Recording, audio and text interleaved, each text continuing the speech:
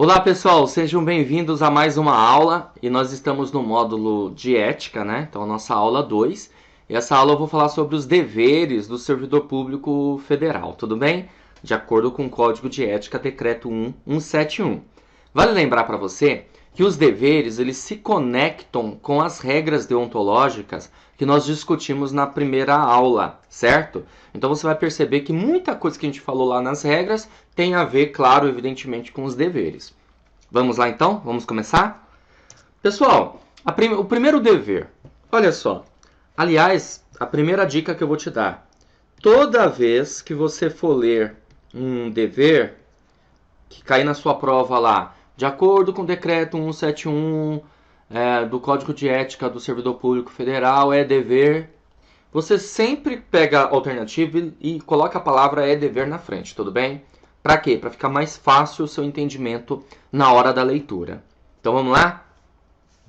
É dever do servidor público desempenhar, olha só, desempenhar a tempo as atribuições do cargo, função ou emprego de que seja titular.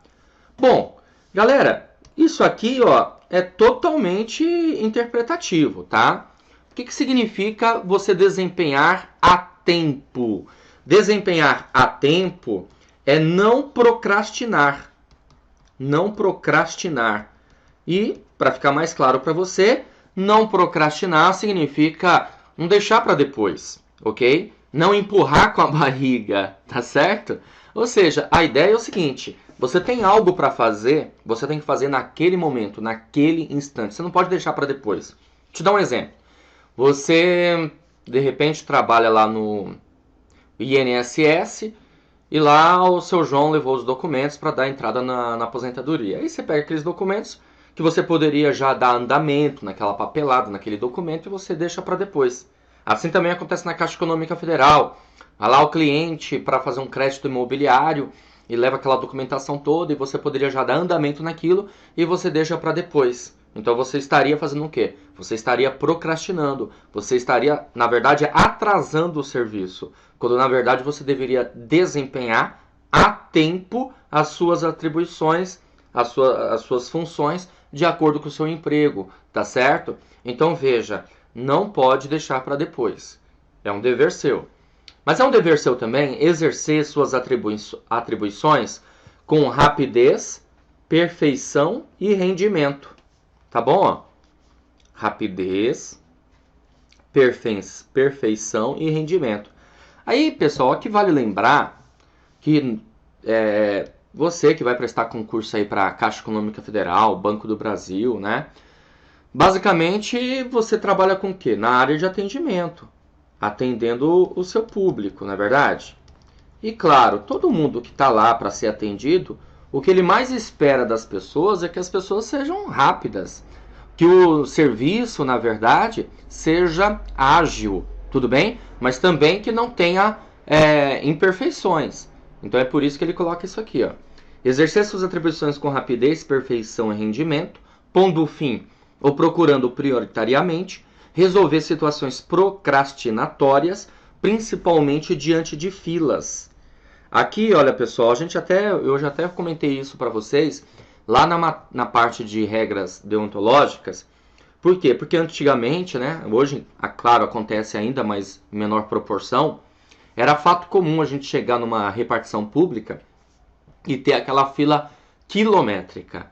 Então, o Código de Ética entende que aquilo causa grave dano moral às pessoas, além, evidentemente, de ser um ato de desumanidade, tá certo? Então, tudo que ele quer aqui através do Código de Ética é que se tiver fila num local, que aquelas pessoas sejam atendidas o mais rápido possível para terminar, finalizar aquela fila, porque aquilo causa dano moral às pessoas. Tudo bem? Ou de qualquer outra espécie de atraso na prestação de serviços pelo setor em que exerça as suas atribuições, com o fim, olha só, com o fim de evitar o dano moral ao usuário. Porque quando você atende com rapidez, com perfeição, com rendimento, desempenha suas funções a tempo naquele momento, você com certeza evita o dano moral ao usuário. Ok? caminhar. Você também deve ser probo, reto, leal e justo, demonstrando toda a integridade do seu caráter e escolhendo... Olha só que interessante. Deixa eu só mudar aqui de caneta, pessoal, só um minutinho. Olha só, galera. Escolhendo sempre, quando estiver diante de duas opções, a melhor e mais vantajosa para o bem comum. Você deve se lembrar que eu comentei para vocês que a administração pública tem, na verdade, como base um princípio, que é o princípio da finalidade. E o princípio da finalidade é o bem comum, é o bem de todos, é o bem geral. Então, eu tenho duas opções, certo? Eu tenho duas opções. Eu vou escolher aquela opção que, na verdade, é para o bem comum. Ok? A partir do momento que eu escolho a opção que é para o bem comum, eu vou ter uma conduta ética adequada. Eu vou ser probo, reto, leal e justo. Ok? D. Jamais retardar qualquer prestação de contas, condição essencial da gestão dos bens, direitos e serviços da coletividade a seu cargo. Galera, é o seguinte. A administração pública, ela é controlada. Existe um negócio chamado controle, tá bom? Esse controle, pessoal, ele pode ser tanto um controle interno, tanto o controle interno como também o controle, pessoal, externo. Na verdade, existem os dois controles, ok? O que é o controle? O controle é uma espécie, galera, de fiscalização. Então, alguém vai fiscalizar aquele órgão, aquela entidade. E o que acontece? Você não pode retardar essa prestação de contas, né? Você não pode atrapalhar, ok? Aliás, você não pode atrapalhar, você deve, na verdade, facilitar. Você deve facilitar essa fiscalização aí para que as coisas possam acontecer por conta desse controle, porque há ali um monitoramento de prestação de contas, da gestão, da administração, ok? E tratar cuidadosamente os usuários dos serviços, aperfeiçoando, olha só que interessante, aperfeiçoando o processo de comunicação. O processo de comunicação e contato com o público. Isso aqui, pessoal, é muito importante. Por quê? Veja bem.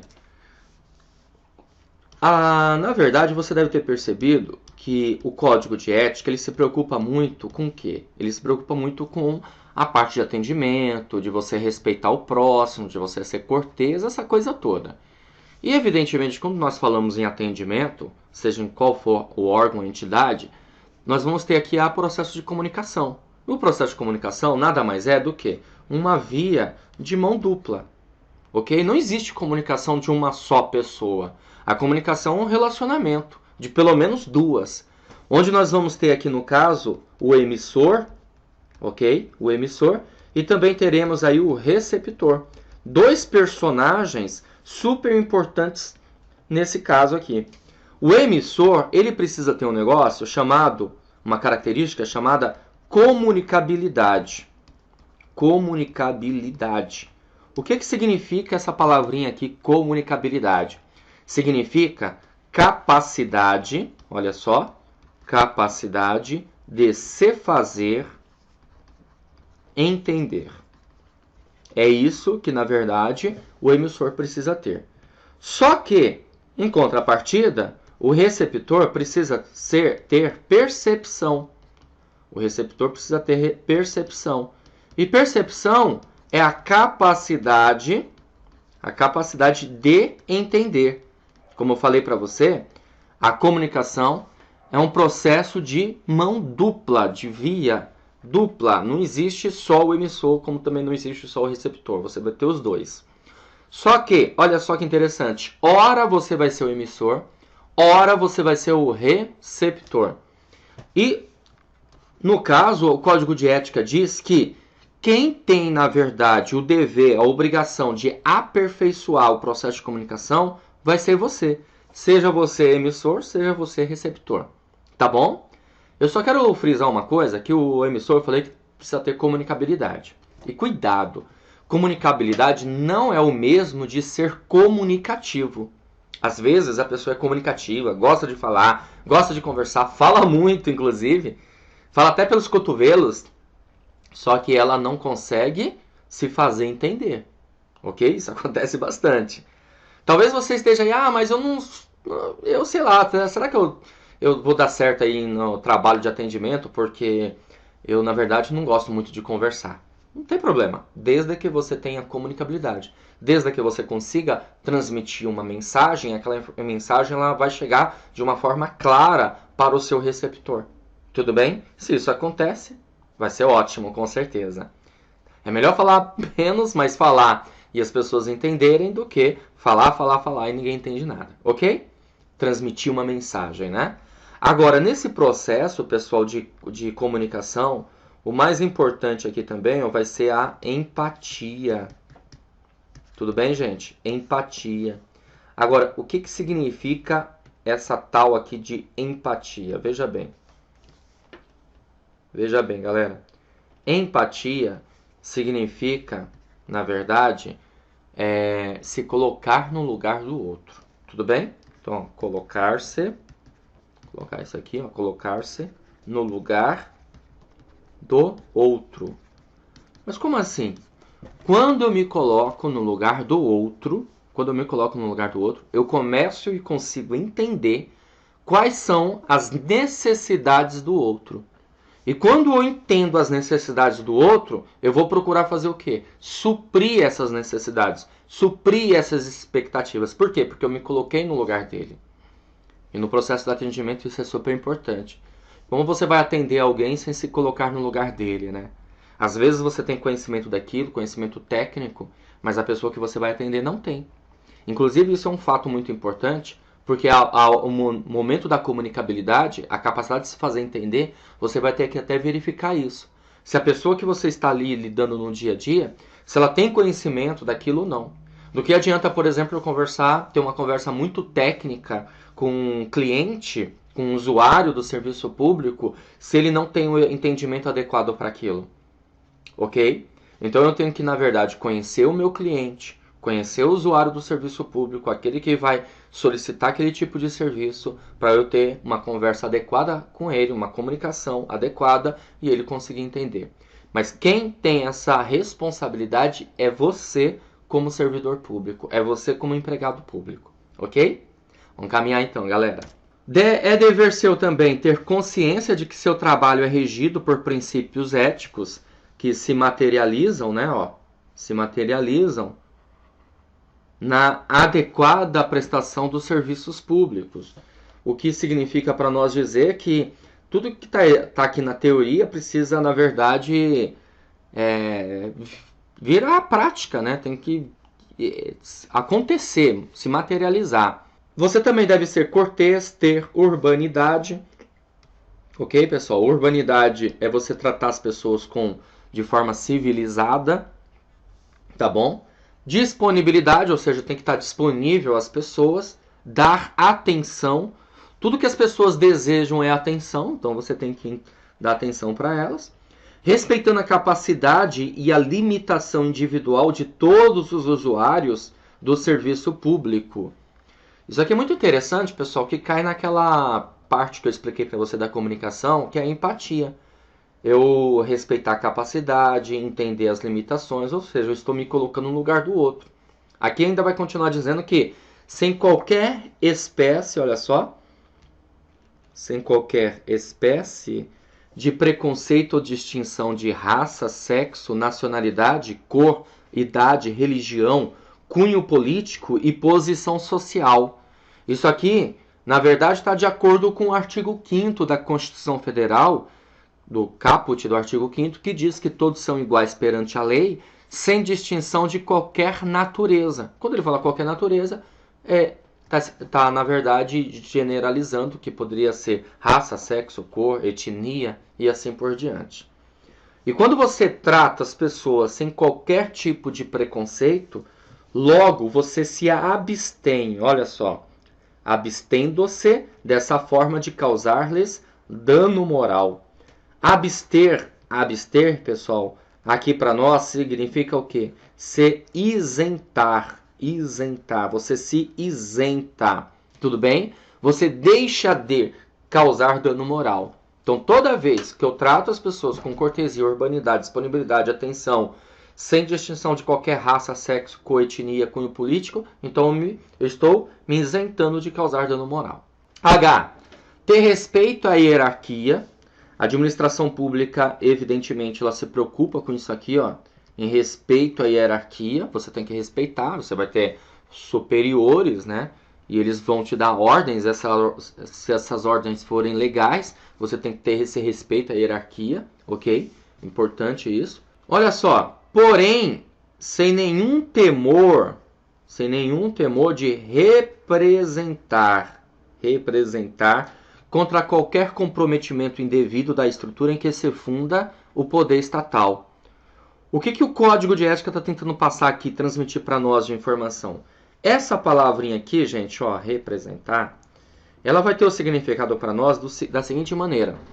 Representar é você reclamar, na verdade, tá bom? Reclamar, tá? Testemunhar, pode ser também, tá bom? Testemunhar.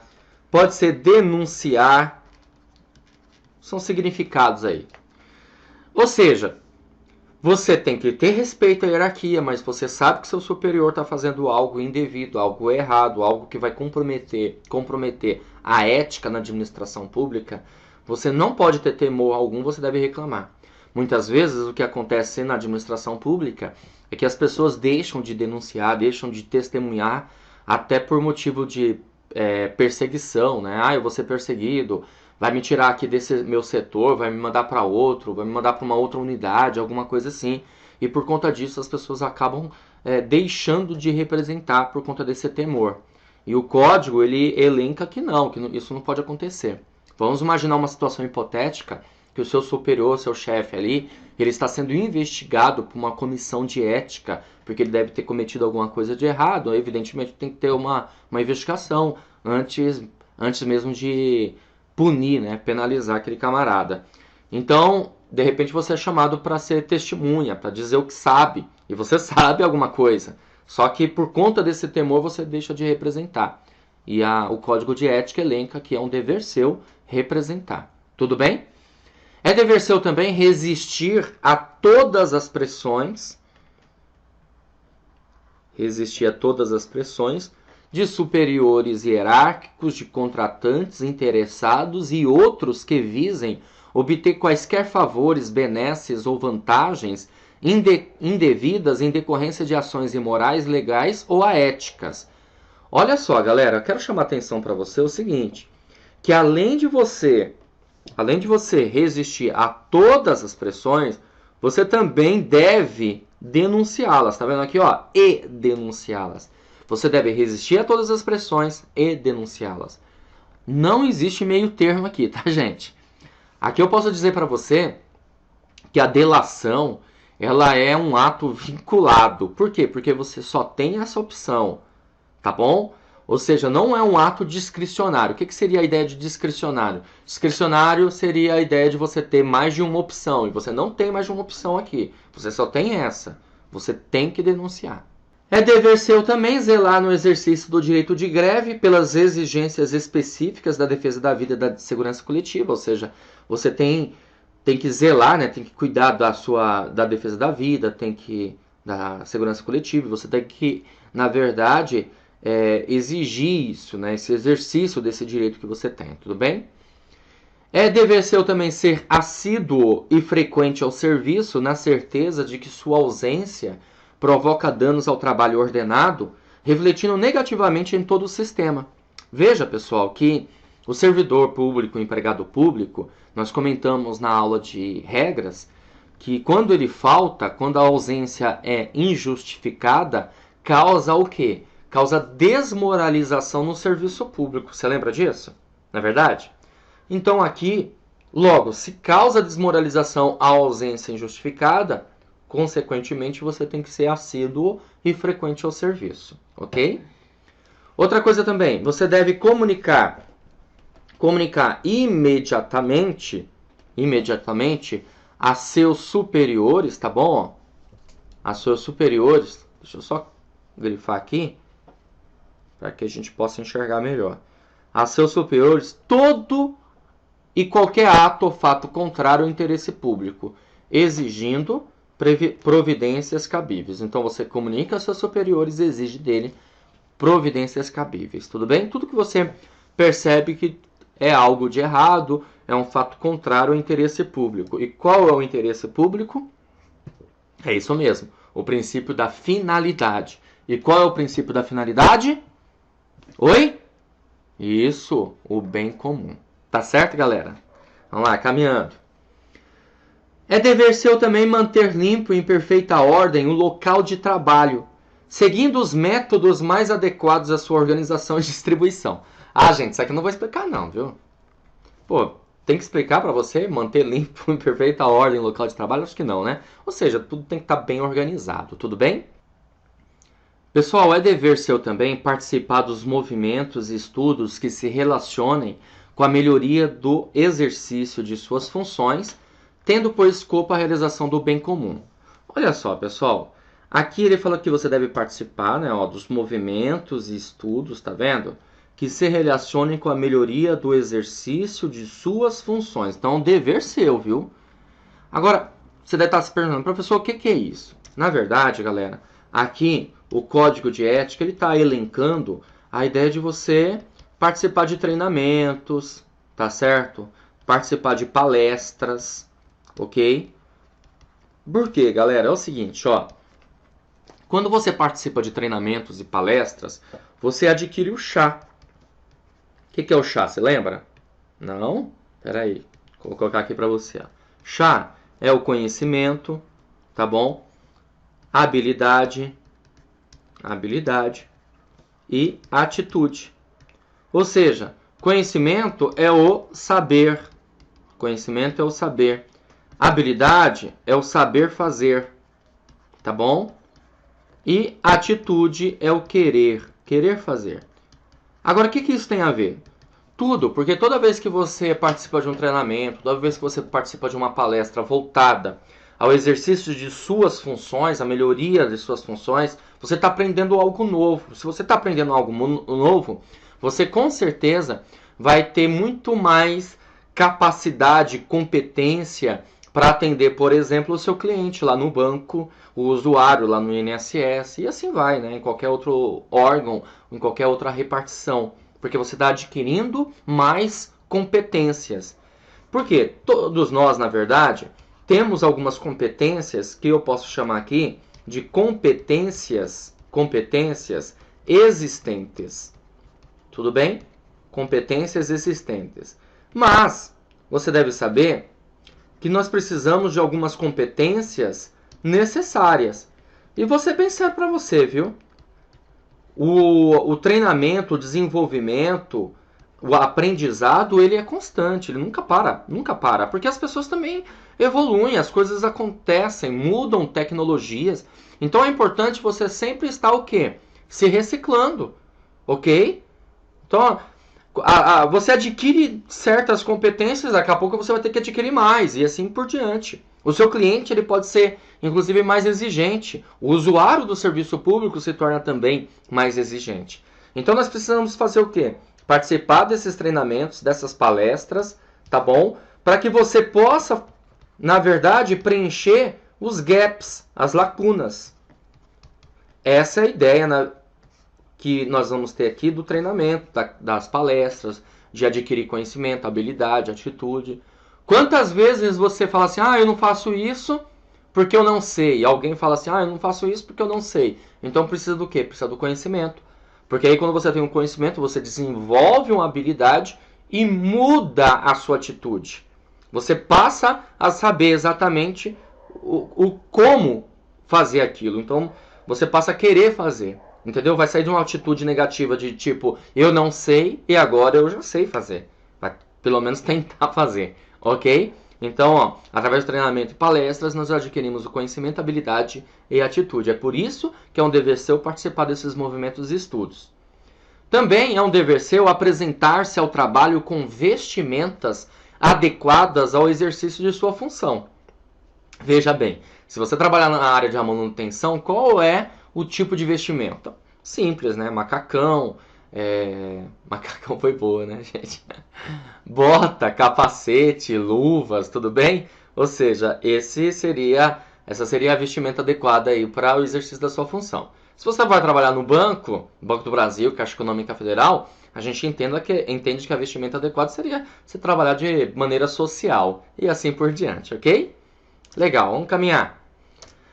Manter-se atualizado com as instruções, as normas de serviço e a legislação pertinente ao órgão onde exerce as suas funções. Isso aí é tranquilo, né, pessoal? Acho que não tem muito nem o que comentar. Você tem que estar atualizado em tudo que acontece, nas instruções normativas lá do seu órgão, da sua entidade a qual você pertence, ok? Cumprir de acordo com as normas do serviço e as instruções superiores as tarefas de seu cargo ou função, tanto quanto possível, com critério, segurança e rapidez, mantendo tudo sempre em boa ordem. Basicamente, a gente já conversou sobre isso lá nas regras e outros deveres também, né? Tem que cumprir as ordens que foi repassada a você. Essas ordens elas devem ser ordens legais e você tem que ser rápido, não pode procrastinar, né? Não pode deixar para depois, não pode empurrar com a barriga, ok? E também você deve facilitar a fiscalização de todos os atos ou serviços por quem dê direito. Você se lembra que eu comentei que você jamais pode retardar a prestação de contas? E eu falei para você sobre um controle que existe, um controle que é voltado ao controle interno e externo. Aqui, ó, fiscalização, controle, ok? Você também deve exercer com estrita moderação as prerrogativas funcionais que lhe sejam atribuídas, ou seja, as suas funções, as suas atribuições, tudo bem? Abstendo-se, o que é abster mesmo, gente?